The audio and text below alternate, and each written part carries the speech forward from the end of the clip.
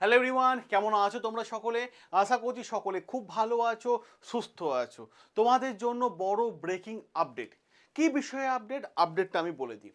সেই বিষয়টা হচ্ছে যে এই ভিডিওটা দেখার পর তোমাদের মন অত্যাধিক খুশিতে ভরে যাবে, আনন্দে ভরে যাবে।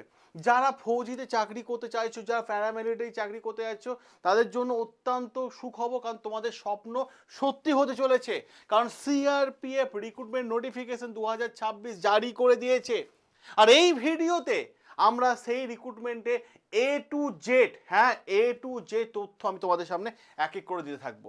তো দেরি না করে সোজাসুজি দেখে নাও কি কি বিষয় আছে। এবং প্রশ্ন হচ্ছে, যারা প্রথমবার এই চ্যানেলটা দেখছো তারা অতি অবশ্যই চ্যানেলটাকে সাবস্ক্রাইব করে নিও এবং বেল আইকনটা টিপে রেখো। কারণ কেন বলছি, কারণ আছে। নতুন ভ্যাকেন্সি আপডেট পেতে হলে তোমাকে এই চ্যানেলে আসতে হবে। তুমি আর্থিকভাবে পিছিয়ে কোচিং নিতে পারছো না, তোমার জন্য এই চ্যানেল আছে। কারণ এই চ্যানেল প্রত্যেকটা পরীক্ষা প্রস্তুতির জন্য সম্পূর্ণ ফ্রিতে ক্লাস করে থাকে। সাথে সাথে অফিসিয়াল বিভিন্ন নোটিশগুলো আমরা দেখিয়ে দিই, সব যা নোটিশ আসে, কাট অফ বিভিন্ন পরীক্ষা কাট অফ কত সেটা আমরা অ্যানালিসিস করি। ফুল রিক্রুটমেন্ট প্রসেস কীভাবে আবেদন করতে হয়, যে কোনো চাকরি আপডেট সেটা এই চ্যানেলে আমরা দেখিয়ে দিই। তো এই চ্যানেল তোমার জন্য একটা অন্যতম গুরুত্বপূর্ণ চ্যানেল। এবং আমি বলে দিই, সিআরপিএফের পক্ষ থেকে যে সমস্ত পোস্টগুলো এসেছে, কনস্টেবল এসেছে, টেকনিক্যাল এসেছে, ট্রেডসম্যান রিক্রুটমেন্ট এসেছে, বিজ্ঞপ্তি চলে এসছে। আমি সবার প্রথম বিজ্ঞপ্তিটা তোমাদের দেখিয়ে দিই, দেখে নাও। সবার প্রথমে বিজ্ঞপ্তিটা দেখালাম, এই হচ্ছে নোটিফিকেশন চলে এসেছে। ঠিক আছে, পরিষ্কারভাবে বলে দেওয়া হয়েছে, দেখে নাও ডেট কবে থেকে আবেদনের ডেট বলেছে। ফুল বিজ্ঞপ্তি 20/4/2026 থেকে 19/5/2026। এবং পুরো বিজ্ঞপ্তিটা আছে এখানে 47টা পেজের। এখান থেকে আমি মেন পয়েন্টগুলো আমি তুলে এনেছি শুধুমাত্র তোমাদের জন্য, যেখানে আমি পরিষ্কারভাবে মেন পয়েন্টগুলো নিয়ে আমরা আলোচনা করব। দেখো, সবার প্রথমে যদি আমরা চলে যাই গুরুত্বপূর্ণ জায়গায়, তাহলে দেখতে পাবে এখানে, দেখো আবেদন নোটিফিকেশন এসেছে কবে, 8ই এপ্রিল এসেছে। এবং স্টার্টিং কবে হচ্ছে, আবেদন করতে পারবে 20 এপ্রিল 2026-এ। এবং অনলাইনে লাস্ট অ্যাপ্লিকেশন কবে দেওয়া হবে, 19শে মে পর্যন্ত। অ্যাপ্লিকেশনের পেমেন্টের ফিস লাস্ট ডেট সেই 19শে মেই করা আছে। ঠিক আছে, বলে দেওয়া আছে আবেদন ফিস জেনারেল, ওবিসি এবং ইডাব্লিউএস 100 টাকা, এসটি, এসসি এবং ফিমেলদের জন্য কোনো পয়সা লাগছে না। এটা ভালো খবর। ঠিক আছে, এবার দেখো যে জায়গাটা দেখবো টোটাল কত ভ্যাকেন্সি এসেছে, 9195টা। 9195টা ভ্যাকেন্সি এসছে। ভ্যাকেন্সির সংখ্যা কিন্তু কম নয়, যথেষ্ট বেশি। 9150টা, বুঝতে পারছো, এই 95টা কতটা।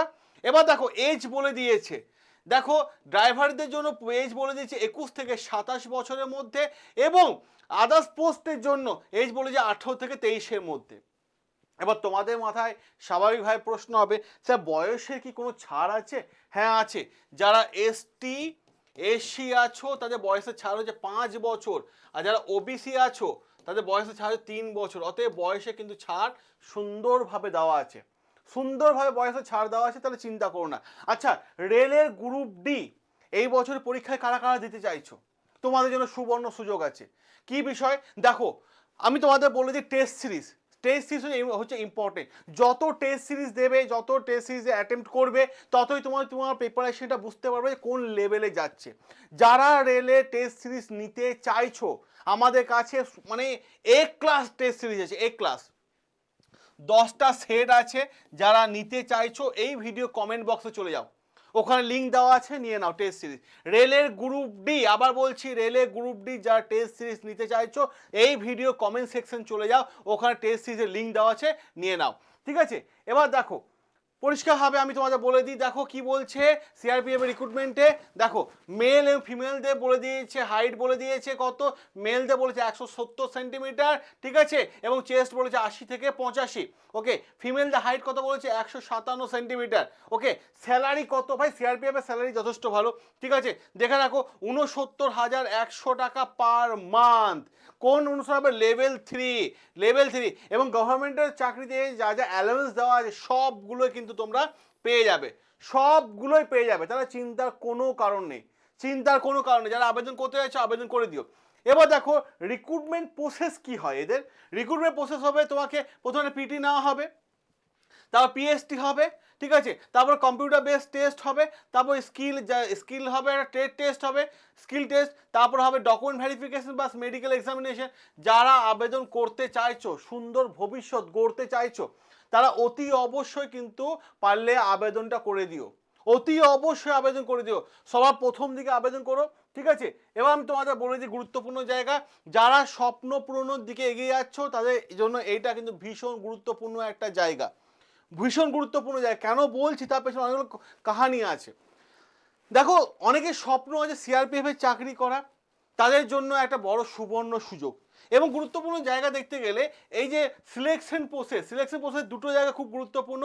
একটা এই তিনটে জায়গা, এই যে পিটি, পিএসটি এবং সিবিটি, এই তিনটে জায়গা হচ্ছে ভীষণ গুরুত্বপূর্ণ, ভীষণ গুরুত্বপূর্ণ, কারণ এই জায়গাগুলো ঠিকঠাক মতো করে দিতে পারলেই তোমার আর কোনো চাপ হবে না।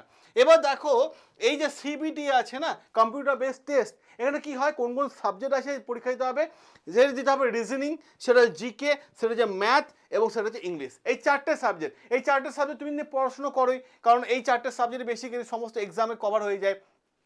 এবার দেখো, আমি তোমাদের বলে দিই কত মার্কসে পরীক্ষা হবে, 100 মার্কসে, কারণ জিকে যদি ধরো, জিকে হচ্ছে 25, ম্যাথ হচ্ছে 25, ইংলিশ হচ্ছে 25, এবার আর তোমার পড়ে রইলো জিকে, ম্যাথ, ইংলিশ আর একটা রিজনিং, জিআই হচ্ছে 25।